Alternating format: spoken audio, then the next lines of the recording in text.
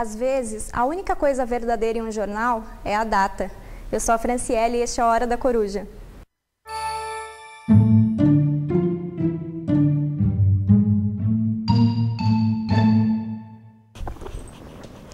Boa noite, pessoal que assiste a Hora da Coruja, os nossos corujetes de plantão. Boa noite, Paulo, tudo bem? Boa noite, Fran. E aí, o que vamos conversar hoje? Íamos conversar e vamos conversar... Pode liberar. Estava o tema da verdade e do jornalismo, não é? Exato, sobre economia e política também. Qual que é a interferência do jornal na política, Era na esse economia? o nosso tema marcado já na semana passada. E a gente tinha um convidado hoje, não tinha? Nós tínhamos um convidado. Será que o convidado foi sugado? Porque, veja, os bueiros do Rio, eles explodem. Sim. Os de São Paulo podem estar fazendo o inverso, Mas sugando. eles sugam as pessoas aqui em São Paulo? Nossa, eu assisto o Datena diariamente, não à toa, para saber quem foi sugado essa semana nos bueiros. Pode ver, aqui atrás já está um tempinho de chuva aí no nosso, na nossa janelinha, né? Mas o Eugênio Butti deve estar a caminho. Se ele não tiver a caminho e foi sugado, paciência. Mas se ele tiver a caminho, né, aí nós colocamos o Eugênio a partir do intervalo. Você vê que eu comecei com uma frase hoje no programa para provocar você, porque eu sei que você não gosta do Luiz Fernando Veríssimo. E eu comecei com essa frase dele, né, que às vezes a única coisa verdadeira em um jornal é a data do jornal. É uma frase... Talvez ele tenha razão, né? Mas o grande problema dessas coisas é que eu prefiro uma coisa mais sofisticada. Eu acho que a frase do Nietzsche em relação ao jornalismo é mais sofisticada. Ele diz que o jornal ele levanta uma suspeita logo de cara. Por quê? Porque o jornal tem sempre o mesmo número de páginas. É impossível que ocorra o mesmo número de fatos noticiáveis todos os dias, em todos os jornais praticamente do mundo, né? E até com a internet continua esse mesmo problema, né? Mesma coisa, quer dizer, os jornais não mudaram, eles têm uma interessante, né? Fixa, essa frase do Nietzsche, é um filósofo desbanalizando o banal, não é? Com essa frase. Quem teria pensado nisso se não um filósofo como Nietzsche, né? Mas veja que coisa interessante também, por um outro lado, né? Esse é pelo lado do filósofo criticando a imprensa. Mas pelo lado da própria filosofia, o Nietzsche se preocupar com a imprensa também é significativo, não é? Muito significativo. Porque, no geral, as pessoas criticam muito os filósofos que se dão o direito de levar em conta o cotidiano, principalmente os meios de comunicação, né? O filósofo é proibido de assistir TV. O máximo é ouvir rádio que toque música clássica. O filósofo é proibido. O filósofo é proibido de fazer tudo, né? Não pode fazer nada. O filósofo só pode filosofar, contanto que o filosofar seja falar de algum outro filósofo clássico, né? E o Nietzsche já arrebenta com isso logo de cara, porque ele vai falar do jornalismo. E desde que lida em livros, não em e-books também, que não é... Também não pode ser por e-book. É algo muito moderno. Mas você acha que o jornalismo realmente tem esse compromisso com a verdade? Ele precisa ter a verdade posta no jornal? Olha, veja, uma das coisas mais interessantes que a gente conversa muito, Francis, já deve ter escutado essa frase milhões de vezes. Em geral, se fala muito isso na área do direito, mas também se falava muito isso na área do jornalismo. E se falava tanto que dá até para desconfiar. Assim, contra fatos não há argumentos. Sim. O pessoal da área de direito, os juízes, os jornalistas falam muito isso, né? Ora... Mulheres traídas também. Só que tem um problema, né? Como é que é feito um fato? Um fato precisa alguém ter assistido a situação. Sim. Né? Se esse alguém assistiu a situação, é preciso que ele relate para que isso se transforme numa narrativa. Né? Então, a partir deste momento que há um relator, este fato é uma construção que não é uma construção de vidente ou de evidência. É uma construção elaborada, passou pelo crivo da linguagem de quem construiu. Então, portanto, né, já está sob o domínio de uma ótica e de uma linguagem. Portanto, é natural que seja uma construção. Não é que a construção deturpa o fato, é que o fato só pode ser fato se ele for uma construção. Porque, de outra maneira, ele seria o quê? Né? Ele seria uma relação entre alguém e o mundo demiúrgica, uma relação, né, impossível de se existir. Então, só por essa via, né, nós já deveríamos entender que se trata sempre de uma narrativa de alguém para um outro alguém. Então pronto, já está aí a outra frase do Nietzsche, né? Não existe fato, só existem interpretações. Né? Já está aí a outra frase dele. Né? E essas duas frases, né, são dois problemas para a filosofia, mas mais problemas ainda para o direito e para o jornalismo, porque o jornalismo e o direito são muito pouco contidos no dizer que eles têm um compromisso com a verdade. Eles vivem falando isso. E quem fala muito que tem compromisso, acaba, obviamente, mostrando que está com medo de não ter compromisso. Né? Muitas vezes não tem. Muitas vezes, às vezes, eles costumam dizer que um bom jornalista tem uma pista, ele sabe alguma coisa sobre um certo assunto e ele joga um verde, na verdade, né? Quer dizer, ele lança ali a notícia e estoura tudo aquilo, todo mundo vai atrás de querer provar, de querer saber se era verdade ou não. Às vezes apenas sem nenhum fato em mãos, apenas com uma leve desconfiança que ele tem. E com relação à política, isso acontece o tempo todo, né? O que ele se chama de fato, quer dizer, o dado bruto, o dado menos... Não é que não, o dado não interpretativo. Todo elemento é interpretativo. Agora, o problema é, qual é o dado que eu posso colocar como sendo aquilo que é o menos sujeito à interpretação possível? Né? Então, há um policiamento para se chegar ao menos sujeito à interpretação possível. Então, muita gente acha que a visão e, portanto, então, a fotografia e o filme seriam os elementos cabais aí do fato. Né? Então, veja só, esse é um outro problema e um outro erro, qual? É como se o filme, a foto, também não fosse uma linguagem, mas são uma linguagem. Bom, tanto só que uma das fotos que a gente tem para quebrar com esse mito de que a foto representa a realidade é aquilo quando a gente diz que tirou a foto de uma pessoa com a mão dentro de um cofre. Aí todo mundo fala assim, olha, estava roubando dinheiro. Na verdade, ele estava colocando dinheiro dentro do cofre. Né?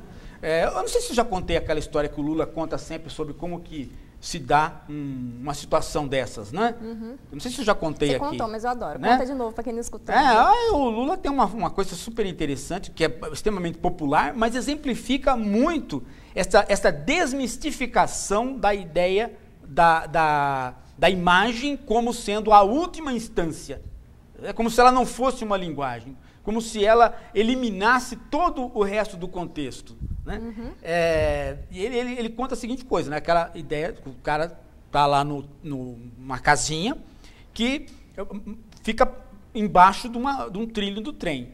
E toda vez que o trem passa, chacoalha todo lá a mobiliária e o móvel da cozinha da mulher lá cai, sai a porta e tal. E ela chama um rapaz para consertar. O rapaz conserta, passa o trem, cai tudo de novo. Ele fala, bom, agora eu não sei o que está acontecendo, eu vou ter que entrar lá dentro, dentro do móvel, vou ficar dentro do móvel, e dentro do móvel eu vou ver qual é os parafusos que estão soltando quando passar o trem. Aí eu arrumo certinho onde é que está o problema. E entra, fica lá. Aí chega o marido daquela mulher, né? E olha aquelas coisas ali e tal, fica, né, chave de fenda, caixa de ferramenta, né? E nada do dono da caixa da ferramenta. E nada do dono da caixa da ferramenta, ele obviamente vai no armário, né? Vai no armário, abre o armário, tá o cara lá dentro, fala, o que você está fazendo aí? Aí o cara diz, né? Eu estava esperando o trem passar. Excelente. Quer dizer, essa é a situação. Quer dizer, o cara está falando o quê? Ele efetivamente estava esperando o trem passar. Sim, falando a verdade. Agora, se o marido vai acreditar ou não, né? É outro problema. O que faz um cara dentro da minha casa, dentro do armário, esperando o trem passar? Né? Então, essa brincadeira do Lula, né? Que muita gente acha que é um golpe de retórica, é um exemplo excelente da ideia de que a imagem não é a última testemunha, nem é uma boa testemunha. A gravação também não é uma boa testemunha, nem é a última testemunha. Né? Por exemplo, né, há pessoas que falam assim, aquela gravação foi armada contra mim. E todo mundo fala, que bobagem. Que bobagem nada. Não, que bobagem nada. Eu já vi pessoas capazes de imitar o outro em gravações. Não, porque se imitar o outro na televisão e tal. Na gravação, o técnico, aquele cara que está acostumado, pega. Saber, né? Inclusive por conta das ondas. Né?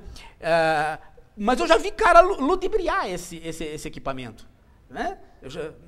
Por exemplo, pessoas que conseguem ludibriar o detetor de mentiras, né, que são treinados e tal. Então, a gente tem que entender que o testemunho, né, é sempre um testemunho limitado ao tempo, ao espaço e à audiência. Quer dizer, eu falo assim, bom, eu cheguei à verdade. Chegou? Você chegou à verdade neste tempo, neste espaço, por estes meios e determinado por este público. Né? E talvez eu colocaria uma coisinha a mais aí além do público. Será que o patrocinador também não teria alguma influência? Não, aí conta dentro do quê? Né? Conta dentro do espaço. Né? Quer dizer, o espaço conta exatamente isso. Dentro desse espaço, há os elementos do meio que cercam as possibilidades de você relatar uma coisa como ela teria acontecido. Porque por mais que um bom jornalista queira fazer um bom trabalho, queira expor a verdade, fazer um noticiário investigativo, alguma coisa assim, ele esbarra em vários problemas. Um deles é quem é o dono do jornal, no sentido de quem é que está patrocinando o jornal. Outro é ameaças de morte, ameaças com relação à família, outras pessoas que estão no poder. Então, a economia, a política e o jornal estão totalmente ligados e vão influenciar totalmente no tipo de notícia que é feito, né? O Habermas, há uns 5, 6 anos atrás, eu acho, o filósofo alemão, o Habermas, fez uma análise, eu acho até que eu escrevi, na época eu escrevi no Estadão sobre isso, sobre o fechamento de jornais que estava ocorrendo na Europa por conta da falta de dinheiro vinda de assinantes. Sim. Porque o assinante é a condição que o jornal tem de ser mais livre do que qualquer outra circunstância. Porque o assinante ele é individual. Né? E agora, quando o jornal começa a perder assinantes e ele começa a apostar na relação entre ele e a propaganda, ou seja, entre ele e as empresas, aí ele começa a ficar nas mãos do seu patrocinador. Então, esse é um fenômeno da internet. Então, é isso que eu ia falar. Acho que é com a internet cada vez mais, porque a internet não tem assinante. Alguns jornais tentam ter assinante, mas eles não está funcionando isso. Não funciona porque a cultura da internet... Isso, a cultura da internet é uma cultura de ser livre, de ser aberta, de não ser paga. Por quê? Porque se eu abro o jornal, eu tenho uma notícia ali, cuja notícia eu não consigo acessar, eu posso abrir a internet em outro site de notícias e procurar essa notícia em outro lugar. Então, cada vez mais... as notícias dos jornais estão funcionando com a propaganda, com o patrocinador. A propaganda, com o patrocinador exterior e não mais com assinantes. E isso condiciona a notícia. Né? Isso condiciona a notícia. Quer dizer, é interessante esse fenômeno, talvez nem precise, desculpe te cortar, mas talvez nem precise o patrocinador impor alguma coisa. Não precisa. O próprio jornalista, o dono do jornal, ele sabe que se ele está sendo mantido por uma certa organização, ele não vai fazer alguma denúncia grave contra essa organização. Não, lógico. Porque eu penso isso muito quando... Isso chamava-se no tempo da ditadura militar, se chamava de autocensura. Autocensura. Né? Então, a autocensura. Por quê? Porque a ditadura falava... Teve um determinado momento, começou a abertura política, tirou-se a censura, amenizou-se a censura. Mas aí começou o problema da autocensura. Ou seja, o que nós vamos escrever que realmente passa e o que vai levar a uma situação. Então aí, muita gente começava a escolher a linguagem para falar, né? Essa autocensura pegou tanto no Brasil que nós somos treinados em autocensura. Somos treinadíssimos em autocensura, quase todos nós, né? Somos treinados. Inclusive das gerações mais novas que não passaram pela ditadura, mas é incrível. Autocensura da academia, por exemplo. Quer dizer, eu escuto muita gente falando, né, do tipo assim, mas isso aqui não passa. Né? Numa banca de tese e tal. E não passa porque está errado. Não passa simplesmente porque vai afrontar direitos, vai afrontar posições. Né?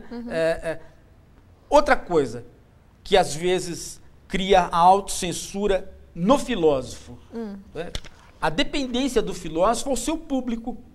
Sim. Quer ver que coisa interessante? Medo de desagradar o seu público. Medo de desagradar um público que ele já cativou por posições assumidas antes. Sim. Né?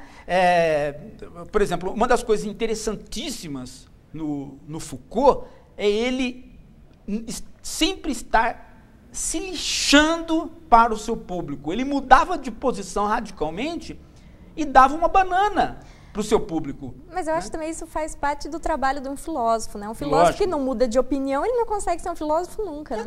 Nesse caso, o filósofo deveria ensinar todo mundo, né, a sermos incoerentes, né? Podemos falar uma coisa hoje, né, e amanhã falar outra. E você acha que isso falta isso um pouco no jornalismo? Não, isso falta. Por quê? Porque é cobrado de certas, principalmente dos intelectuais, coerência. Né? Sim. É interessante que as pessoas, aquelas pessoas que gostam do Raul Seixas e que cantem, né, a Metamorfose Ambulante, sejam as primeiras a cobrar coerência às vezes. Né? Não entender essa possibilidade de que uma pessoa que é coerente, ou seja, que nunca mudou de opinião durante uma vida toda, ela tem uma grande chance de ser um asno. Sim. Né? Ela tem uma chance enorme de ser um asno. Acontece muito isso. Tem dois problemas que eu vejo quando eu abro o jornal. Um é essa da propaganda, que há alguns anos atrás, a gente teve uma crise, há uns 3 ou 4 anos atrás, começou uma crise internacional, o patrocínio caiu muito nos jornais, e eu vi que o governo federal assumiu essa propaganda, pegando as folhas inteiras dos cadernos de jornais e folhas e mais folhas. E, de repente, o jornal, que se dizia de direita, começou a não mais fazer um embate contra a esquerda. Isso acontece. Ou então, cortar colunistas muito à direita dos seus jornais. Né? E o outro problema é aquele colunista que tem a coluna no jornal há 200 anos e ele escreve a mesma coluna há 200 anos. Os textos dele são os mesmos há 200 anos. As opiniões dele são as mesmas. Você não consegue extrair nada de interessante, nada de novo no jornalismo. Por exemplo, aquele dia que o Marcelo Coelho esteve aqui, a gente estava conversando, o papo acabou rápido, né? Mas uma das coisas que ficou no ar isso que você acabou de falar aí, que é a falta de novidade na escrita. Sim. E o Brasil, ele pode se dar ao luxo, ou melhor dizendo, ele pode se dar ao lixo de fazer isso. Por quê? Porque dado que a nossa população tem uma relação com a história, de ler história, de gostar, uma relação muito, muito baixa com a discussão histórica, uma coisa fica novidade, assim, você repete, aí você para 2 anos e aí você repete de novo, ela já fica novidade. Então a gente, né? Porque há um não cultivo da história. Ou então, será que a gente poderia dizer que o jornalismo brasileiro tem memória curta? Dizem que o brasileiro tem memória curta, o brasileiro, né? eu acho que o jornalismo... Mas o jornalismo tem a ver com isso. Tem muita memória curta. Se a gente pegar o jornalismo americano, eles repetem aquelas notícias... isso é verdade. De 20 anos atrás, eles continuam repetindo diariamente. Olha, hoje saiu ali mais uma sentença sobre aquele caso de 30 anos atrás e Não, aqui é o boom do período. É o boom do período, só se fala sobre aquilo. De repente, ninguém mais sabe que existiu aquilo. Olha, você quer ver um caso interessante? Hoje aconteceu um caso interessante. há quantos anos que o PT está trabalhando dentro de uma linha de alianças amplas? Por conta de uma fala do Lula, que eu acho que já deve ter já tem mais de 10 anos essa fala, do tipo assim, já tem mais de 10 anos, muito mais, uma fala do Lula que dizia o seguinte: enquanto nós fazíamos alianças de nós com nós mesmos, nós não fazíamos aliança. Nós falávamos em fazer aliança, mas não fazíamos. Né? Mas esse tempo acabou. Bom, se a gente contar que já houve 2 mandatos do Lula, e já estamos no metade do Erundina, são 3 mandatos do PT, são 3 mandatos de aliança amplas. Né? Amplas. Aí o Lula fecha uma aliança com o Maluf. Você diz ampla ou você quer dizer incoerente? Não, amplas, porque aliança não tem incoerência. Aliança nunca tem incoerência. Por quê? Porque aliança é em cima de 3 coisas: programa, cargo e objetivo. Então não tem incoerência, porque a política é uma negociação. Você não pode entrar na política com princípios. Eu vou fazer política com princípios. Isso é uma bobagem. Direito se faz com princípios. Né? Filosofia talvez se faça com princípios, mas negociação política não pode. Porque se você tiver princípios e não abrir mão deles, por que o outro viria negociar com você? Ele vai negociar o quê com você? Né? Ele vai se submeter a você? Ele também tem princípios, você também tem princípios. Não começa a negociação. Né? A negociação, para poder haver a negociação, você tem que estar disposto a negociar tudo. Tudo. Né? Agora, tudo o quê? Em cima disso, cargos, objetivos e programa. E pessoas, às vezes, porque estão ligadas aos cargos. Né? Não adianta falar assim, vamos negociar só programa. Não, o cargo é importante. Né? Então, quando você entra para a política, tem que sair a negociação. Por quê? Porque senão você não consegue. Não é você não consegue só eleger. Você não consegue governar depois. A tal da governabilidade implica nisso. Isso é a democracia, isso é a política. Bom, se isso é assim, e se o PT já se propôs a fazer alianças amplas e tem uma base a nível federal ampla, qual o grande problema do PT fazer esse acordo que fez com o Maluf? Mas o Maluf, porque o Maluf... A gente estava conversando há uns dias atrás que quando o Haddad foi na casa do Maluf comer um quibe, né? O Haddad, Maluf, tudo Patrício, tudo Patrício. Isso, foram comer um quibe. Vai comer um quibinho. E o Maluf reclamou, cadê meu companheiro? Né? Cadê o Lula? Eu quero meu companheiro aqui. Tem que trazer o Lula, pô. Aí a gente estava comentando sobre isso, vai ter jornalista de plantão na casa. Já tem, já é. E eis que não deu tempo da gente conversar, isso que já saiu. E eu cheguei a falar pra você, ia ser capa de jornal. É a foto mais posta na internet. Sem dúvida. É o Lula abraçando o Maluf abraçando o Haddad. Né? Mas, veja, seria uma coisa maluca, né? O Lula, que foi 2 vezes presidente, né? De repente começar a falar que não negocia. Sim. Negocia. O Collor não faz parte da base aliada? Faz parte. Não era o inimigo número 1, inclusive inimigo pessoal do Lula, né, por ataques pessoais. Agora, o Maluf nunca teve ataque pessoal. Né? Agora, tem que ver a conjuntura. Como é que é a conjuntura dessa articulação? É uma conjuntura assim. O eleitorado do Maluf é um eleitorado pobre e desescolarizado. Só que conservador.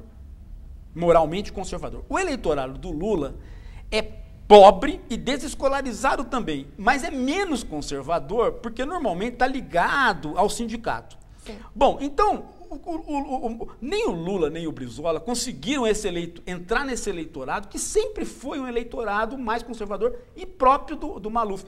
Mas, porque o Maluf... com uma característica parecida com o eleitorado deles. O Lula quebrou isso. A partir de hoje, o nosso amigo Serra pode começar a tremer, porque vai perder. Vai correr o risco de perder para um desconhecido, tipo Haddad, como... Por quê? Sim. Porque o Lula fez a jogada política que é fantástica. Né? Agora, veja... E baseado em números aí também. O cara baseado em números por quê? Baseado porque em números. O eleitorado do Maluf é um eleitorado grande. Ainda é um eleitorado grande. Sim. Pelo menos a gente está falando assim, a nível de cidade de São Paulo. Pelo menos não, sem essa sem essa faixa de eleitorado do Maluf, o Lula já fez os cálculos, ele vem perdendo aqui em São Paulo desde 1982. Ele já fez os cálculos e já sabe que ele tem que ter esse eleitorado. Seria uma glória para ele conseguir a prefeitura de São Paulo, né? Glória total. Seria uma glória, né? Para o Lula é uma taça maior do que foi a presidência. Talvez as pessoas que estão fora de São Paulo não entendam tanto esse poder que São Paulo tem no imaginário do Lula, mas, e talvez também não no do Maluf. Mas quando o Maluf foi preso, você lembra bem que eu adorei as fotos estampadas nos jornais, que eram as pessoas levando comida para o Maluf, pobre do Maluf. Então, antes de trabalhar, elas faziam uma marmitinha delas, uma marmitinha para o Maluf e ir lá na cadeia tentar entregar para o coitadinho do Maluf, que ia comer ali comida de prisão pro coitado. Eu tive até uns colegas que falavam assim, que um pobre seja preso, a gente está acostumado, né? E o próprio pobre também está acostumado a passar necessidade. Mas o coitado do Maluf nasceu em berço de ouro, agora fica na cadeia, pô, isso dá dó. Exatamente. Teve gente que falava isso. Mas essa não é, a questão não é, a política não pode ser julgada moralmente. Sim. Né? A política tem que se julgar. Eu entendo o que você quer dizer. A política tem que ser julgada eticamente. Sim. E não moralmente. É isso que tem. Esse é um problema. Julgar moralmente é julgar a partir dos valores particulares. Agora, julgar eticamente é julgar a partir dos valores da sociedade. Então, e no caso da sociedade democrática, a negociação é um valor. A negociação é um valor. Quem não negocia está desvalorizado na democracia, porque é tido como quem? Como o cara que vai partir para a violência. O democrata é o cara que não parte para a violência porque ele negocia. Então, na democracia, a ética é a negociação. Eu não estou querendo justificar o Lula, não. Eu estou dizendo o porquê, né, que o jornalista político pode analisar essa situação sem a mãozinha moral. Sim. Né? Mas com a mão ética. Né? Se você entender o que é o ethos da democracia, não é a negociação? Então eles estão fazendo certo. Sabe que eu acho que o que tem mais de interessante nos jornais hoje em dia, que tem me chamado muita atenção, são os artigos da revista Piauí. Eu estou muito interessada nessa revista Piauí. Não é sempre que acerta, mas tem um artigo ou outro que acerta. E um muito bom dessa semana que eu li foi sobre a depiladora de sobrancelhas da Dilma. O que ela falava, depiladora? É interessante você pensar que você vai escrever um artigo sobre política e você vai atrás de quem? Da depiladora de sobrancelhas da Dilma. Porque ela quis mostrar com esse artigo que até quando você está falando sobre depilação, a Dilma é uma pessoa, digamos assim, de mão firme, não esbanja dinheiro, né? Porque a própria depiladora comentou que ela cobra R$39 para fazer a sobrancelha da Dilma uma vez por mês e toda vez a Dilma tira o seu chequinho do bolso e faz o cheque de R$39, nunca arredonda para 40. E toda vez ela se explica da mesma forma: eu não sou rica, minha filha. E sempre usando essa expressão assim de minha filha. Trata firme, forte. Tem que chegar no horário, porque senão não tem mais aquela sessão de depilação, né? Então, eu achei uma forma interessante de mostrar como a Dilma está governando o Brasil. Vamos dar um exemplo através da depiladora de sobrancelha dela. Mas não é uma forma de jornalismo inteligente e diferente, não é? Me parece que essa pegada do jornal... Por exemplo, os jornalistas fuçavam muito lixo na época do Collor, né? Porque ficava aquele boato de que o Collor tomava muito remédio, se entupia de droga. Cheirava algumas coisas. Então, o pessoal ia fuçar no lixo para ver, né? Então, o jornalista, ele tem que ser isso, ele tem que ser um profissional... Esse é o verdadeiro jornalista investigativo, porque ele fuça no lixo do Ele tem que ser um profissional da novidade. Agora, o triste é saber que se cobra do filósofo o oposto. Ele ser o profissional da não novidade, do eterno. Não! Se o filósofo tiver como objeto o próprio jornal, ele passa também a ser ele passa também a levar em consideração a novidade, porque o objeto dele passa a ser o jornal, que é a novidade, né? Legal. Vamos fazer um intervalinho agora de um minutinho. Vamos. Quando eu voltar, eu vou ler as perguntas e mande mais perguntas para ganhar prêmio, hein?